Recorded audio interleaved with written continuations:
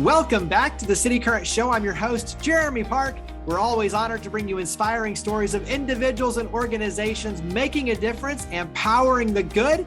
And on this segment, we're diving into upcycling and fashion. We have two entrepreneurs. They're the co-founders and co-designers with We Tight Knit. We're joined by Nicole Padmore and Whitney Washington. How are you two doing? We're good. Great. Yes. So let's dive in. Let's talk about your story. Let's start with some background. But Ashley, on your end, give us a little of the backstory of coming from New York to Memphis. Yeah. So I'm from Brooklyn, New York, and was born and raised there. I had been wanting to move away, but wasn't sure where to go. I was in fashion for the longest. My dad was a tailor, so I was kind of raised in fashion, was in the fashion scene in New York. Went to fashion school, all of that. But finally, it was time to start my own endeavors and my own business. And when I met Whitney, I'm not going to lie, at first, I did want to go to another city, but she was like, let's go to Memphis. It's a great base, a great hometown. I'm from there. Like, it'll be a good place to kick off our business. A lot of support and the cost of living is lower for sure. So it definitely helps us. And that's how we got to come to Memphis. So it's been great so far. It's been about a year and some months. And the support is so strong here. So we made a good decision. Absolutely. Sure. Yeah. Whitney, give a little bit of your story and your vantage point in terms of launching We Tight Knit and kind of building the infrastructure here in Memphis. Okay. So coming back to Memphis from New York, I had just learned so much. Going to design school and working at the same time while I was in school, working in fashion. So that gave me kind of all of the ammunition that I needed in order to come back and start a successful business and have the confidence to do that. It was definitely a hustle in New York. And so coming back to Memphis, I know we are grind city. So there was nothing different. And just launching the business has been so rewarding for us. And introducing chain stitch embroidery here has also been really cool because, people don't know what it is. So we're able to kind of introduce this new way to upcycle your clothes and make your clothes exciting again. And people are really receiving us well here. Nice. And I know, Ashley, you'll show off some of the work, but Whitney, let's go ahead and stay on you. Talk about how you describe We Tight Knit. So as a business, how do you describe what you do? So we have two mottos. One is it's like a tattoo for your clothes. So if you don't want a permanent tattoo, on your body, you can just have something on your clothes and something that you can have in your family forever. And then our other motto is building community through collaboration. So most of our designs come from, the customer. We're working with the customer to design something that they will cherish. And whether it's their logo, their family name, their wedding date, anything like that makes it special for the customer, helps us, build this collaborative community and have fun while doing it. Mm-hmm. So Ashley, go ahead and show off some of your work, because I think this will illustrate what you do. Yes. And two, then talk about kind of how it works. Like, how does the magic happen in terms of someone coming in with an idea and everything from what's different from a shirt to a pair of jeans to a leather jacket? Like, how do you start bringing all this to life? Well, we have many different things like patches for one. So we do all these kind of iron-on patches, that you can iron on to any item of clothing or textile. That one has a little 901 on it. We also have bandanas where people can get their last name or their pet's name. A lot of pets get the bandanas and you wrap it around. We do have these sweatshirts as well that say, I love Memphis women. So we do it directly on the garment. And we also have like a lot of back pieces that we can do, like pretty intricate work there. So we use very vintage 1940s machines, and it's a sewing machine, but it's operated manually. So we are actually drawing with the machine. So all the little details, it's like not computerized. We actually draw it in. So it's kind of like color by numbers almost, where, you know, you pick your thread colors and that will kind of affect how the piece comes out. So that's pretty much how it works. We just, some things we do freehand where we can just like crank out the name.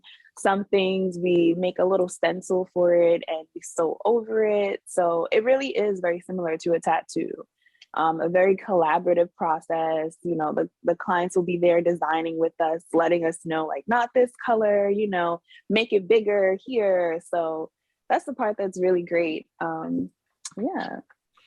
Talk about, Whitney, on your end, handling expectations, because when you're sitting down, and I'm thinking just like a tattoo artist, there is the artistry and coming up and agreeing on the design, but then it's everything from the time frame, the turnaround, you get busy. So talk about handling expectations as entrepreneurs.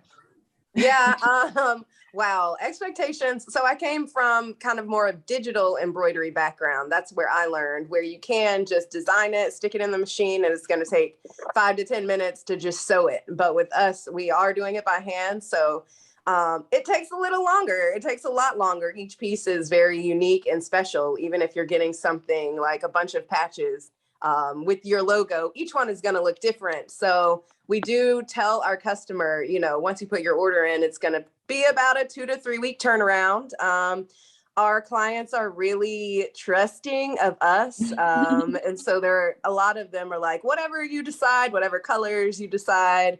So, you know, that's really freeing. But they like what we do, and I really appreciate that. They appreciate our design eye.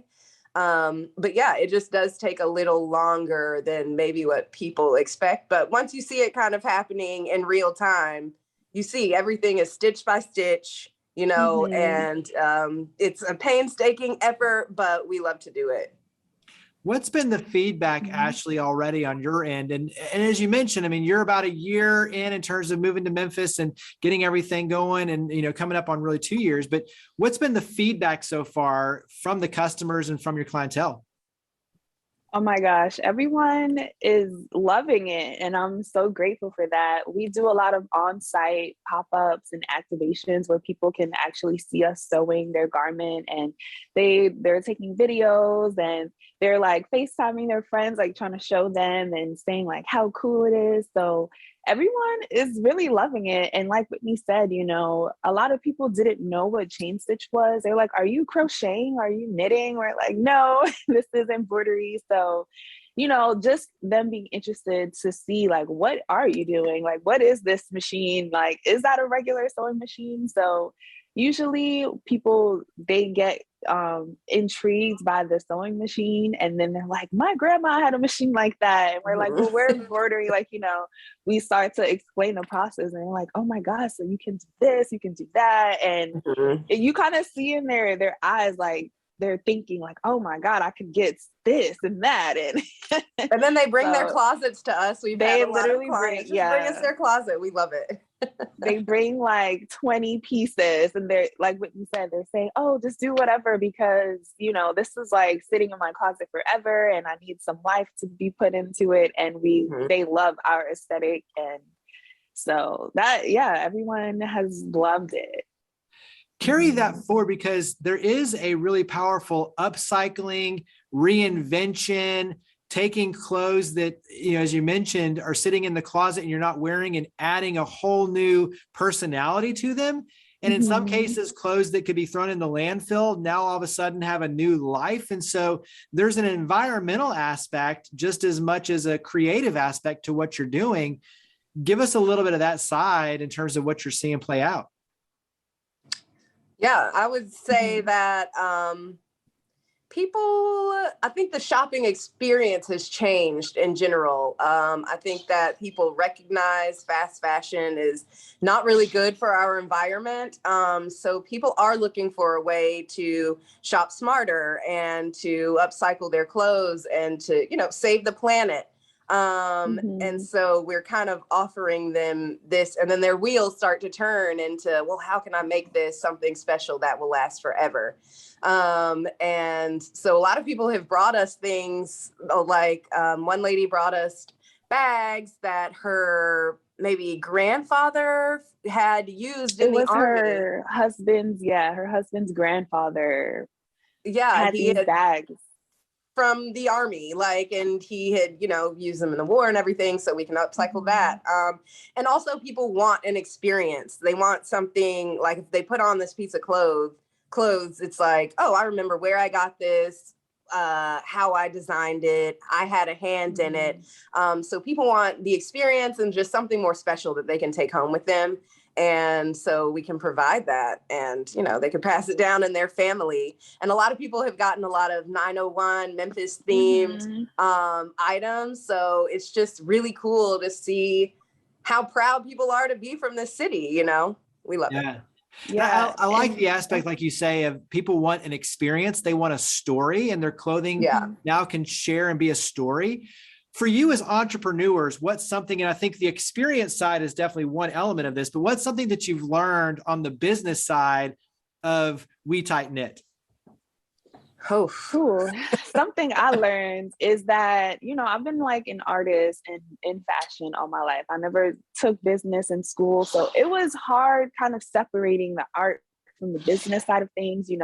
I think we had the art down packed. Like we know our skill, we've perfected it, we've been perfecting it. So really treating We Tight Knit like an actual business that, We Tight Knit has its own models and its own like goals for fashion, which would be, sustainability. So just separating the creative aspect and kind of going full force in the business and actually creating a business. And that's a very serious side of everything that doesn't get much creative juices. So that has been one of the biggest challenges and one of the biggest lessons. Like we've been learning so many business, how to do payroll, how to do taxes, like all those things that are necessary, how to hire people. Like, so if I had to go back, I would definitely take some business classes.